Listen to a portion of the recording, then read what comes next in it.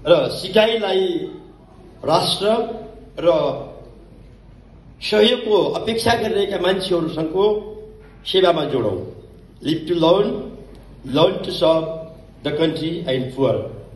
राज्य र आवश्यकता अनुसार जो सहयोगको याचना गरिरहेका मान्छेहरू छन्, नागरिकहरू छन्, ती मान्छेको सहयोगको लागि, ती मान्छेको कल्याणको लागि र राष्ट्रको कल्याणको लागि आफ्नो सिकाइलाई जोडौं भन्ने मूल नारा र मन्त्रका साथ 2046 सालमा स्थापना भएको यस विद्यालयले आफ्ना 35औं वसन्तहरू पार गरिसकेको यहाँहरूले अनुभव गर्नुभएको छ, यहाँहरूलाई थाहा छ।